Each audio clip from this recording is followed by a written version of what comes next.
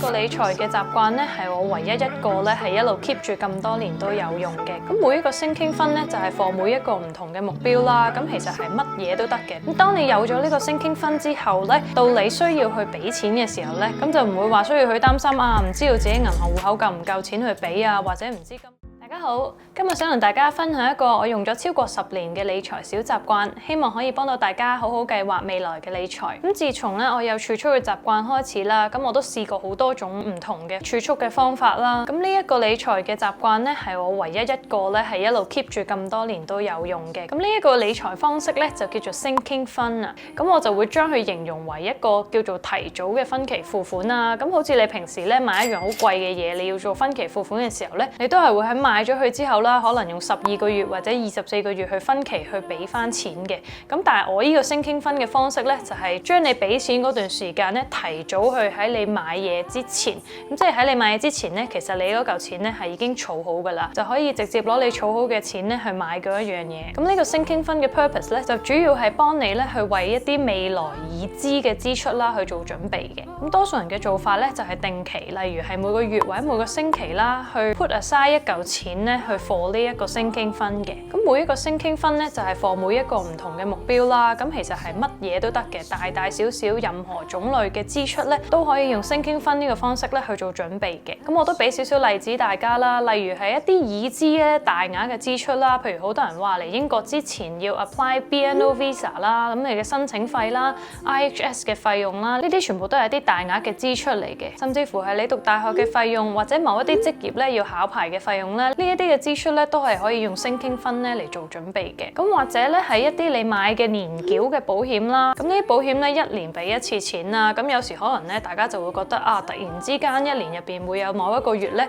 係嘅支出特別大嘅，就係 for 呢一個保險。咁但係如果你用sinking fund咧，預先每一個月幫呢個保險去儲錢嘅時候咧，咁你就唔使等到突然之間就會因為呢個保險而有一個好大嘅支出啦。而sinking fund咧亦都可以 for 一啲係你想買但係你未必需要嘅嘢啦，例如係一啲奢侈品啊，一啲嘅體驗啊，例如係一啲比較貴嘅電器啊、家私啊，或者想係疫情後之後去一個旅行嘅，可能你喺旅行入邊又會有一啲比較需要花多啲錢嘅體驗，好似係 skydive 啊、潛水啊，咁亦都可以用sinking fund咧預先幫呢啲支出咧做準備嘅。咁當你有咗呢個sinking fund之後咧，到你需要去俾錢嘅時候咧，咁就唔會話需要去擔心啊，唔知道自己銀行戶口夠唔夠錢去俾啊，或者唔知道今個月簽咗卡之後下個月夠唔夠錢交卡數，咁就完全咧唔會有呢一啲嘅疑慮啦。咁以下落嚟咧就講下究竟佢點樣 plan 一個sinking fund啦。非常重要嘅第一步啦，咁你就要首先去 figure out 究竟呢一個目標咧係需要幾多錢，而第二步咧就係睇下咧你由依家啦去到當你要用嗰嚿錢嘅時候，中間大概有幾長嘅時間，咁就視乎啦你想每個禮拜去儲錢啦，定係每個月去儲錢嘅。咁我就攞一個少少嘅 example 啦。咁例如我嚟緊聖誕節咧想買一樣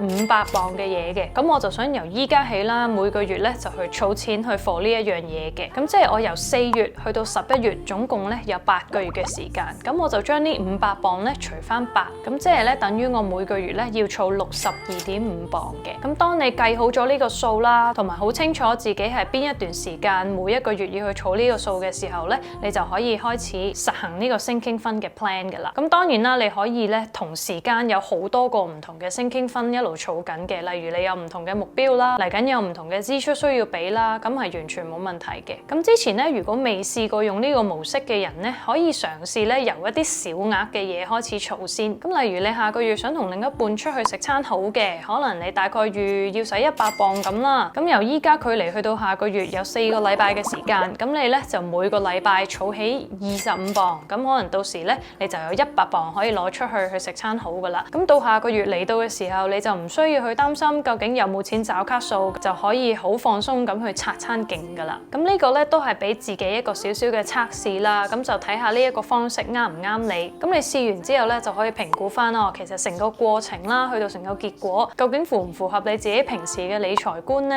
咁大家都可以用呢個方式去測試下嘅。咁究竟有啲咩方法啦係可以比較容易咁去計劃呢一個sinking fund呢？咁可能好多人都覺得哇，我呢個目標又要有一個sinking fund，另外一個目標己有 sinking fund， 咁如果我好多個目標嘅話，我咪要開好多個銀行戶口咯。咁其實咧就唔需要咁麻煩嘅。咁其實而家好多虛擬銀行咧都有一個功能啦，係可以俾你分類儲蓄嘅。咁就係咧將你所有嘅錢咧，雖然係擺喺同一個戶口啦，但係你就可以分開去擺嘅，就唔似得以前啦。其實我以前咧去實行呢一種儲蓄方式嘅時候咧，我係要自己啦喺屋企整幾個唔同嘅信封啦，咁就寫咗唔同嘅目標，咁就每個月或者每個禮拜啦就放錢入去嘅。咁但係依家咧就唔需要咁麻煩噶啦。咁英國同香港咧各自都有一啲虛擬銀行咧係有提供呢個功能嘅。咁以英國為例啦 Monzo 咧入邊就有一個 Saving Pot 嘅功能啦，就可以俾你做到呢樣嘢。咁睇香港嘅虛擬銀行嚟講啦 Mox Bank 咧亦都有呢個功能啦，佢就係叫做 Goal Saving 嘅。咁佢哋呢一啲嘅功能咧都可以俾你分開翻你日常用嘅錢啦，同埋你有攞嚟儲蓄嘅錢，咁就唔會唔小心啦用咗你其實已經 plan 好用嚟儲蓄嘅錢啦。亦都對於咧你一路儲緊嘅 sinking fund咧可以一目了然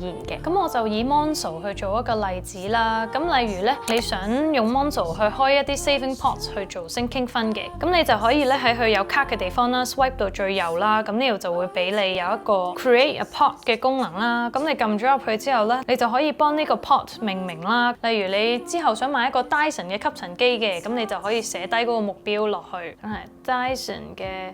vacuum 咁樣。咁之後咧你就可以入翻啦。咁究竟你呢個目標咧係需要儲幾多錢先至係完成咧？咁依家我 Dyson 幾多錢我都唔係好記得，我當佢400磅咁樣啦。咁然後咧，你就可以喺度揀翻張 wallpaper 啦。咁其實佢 gallery 入邊咧都有好多唔同種類嘅 wallpaper， 你都可以上網咧去揾一張你覺得適合呢一個 sinking fund 嘅 wallpaper 嘅。咁我就求其揀住一個先啦。咁之後就撳 next 啦。咁佢依家咧就會問你想喺你 account 入邊放幾多錢入去呢一個 pot 度啊。如果咧你唔想依家即刻開始嘅話咧，你可以將佢校到去0，或者直接喺右上角 skip 咗佢咁樣，咁你就淨係開咗一個 pot 出嚟嘅啫。咁或者咧你自己已經去諗好究竟每一個月或者每一個禮拜要放幾多錢入去嘅話咧，咁喺下面佢亦都有一個功能咧俾你撳 set scheduled payment， 咁你就可以撳翻可能我每個禮拜我想放40磅落去嘅，咁你就可以揀去邊一日開始啦，然之後咧就幾耐 repeat 一次，係啦。咁你 schedule 好之後咧，佢就會根據你 instruction 咧，就每個禮拜或者每個月咧，係喺你個 main account 嗰度咧過錢入去呢一個 pot 嗰度。咁你亦都會喺咧佢個 pot 嘅上面啦，就會見到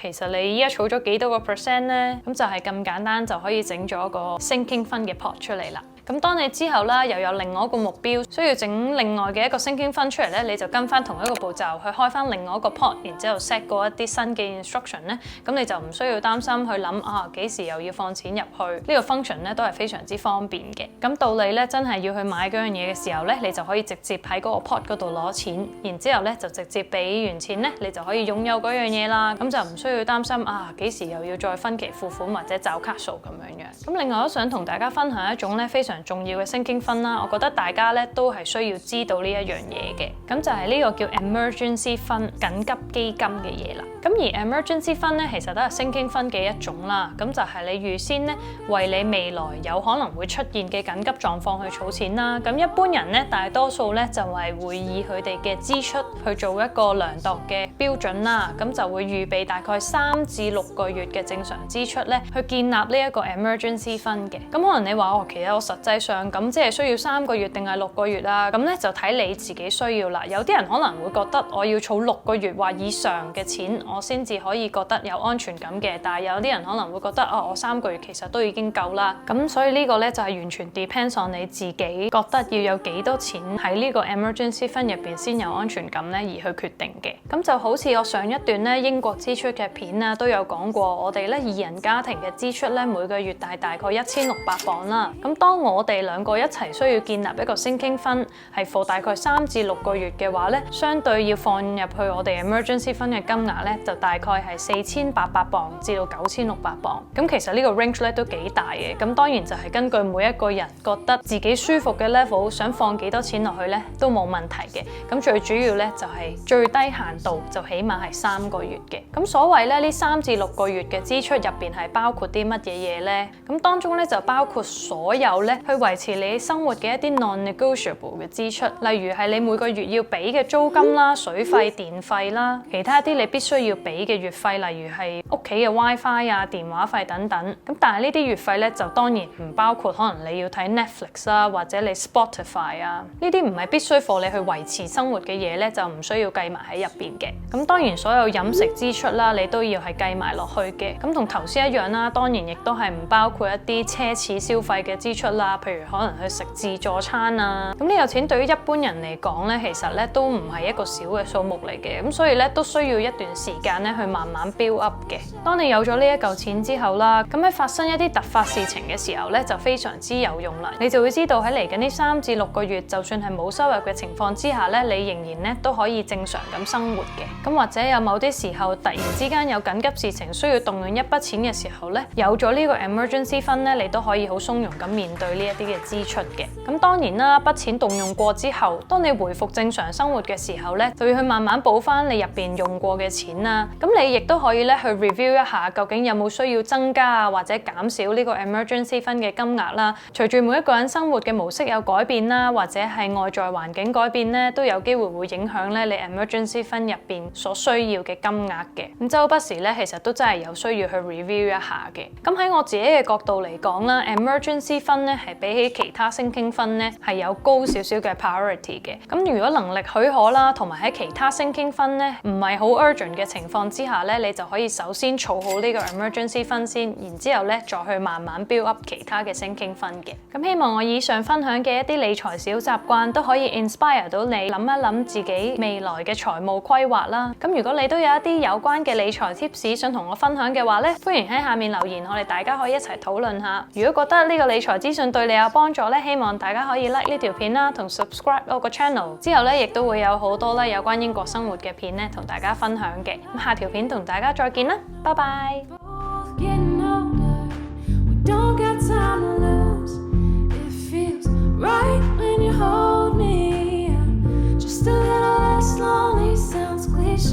But it's true, I've been missing someone like you. I've had my share of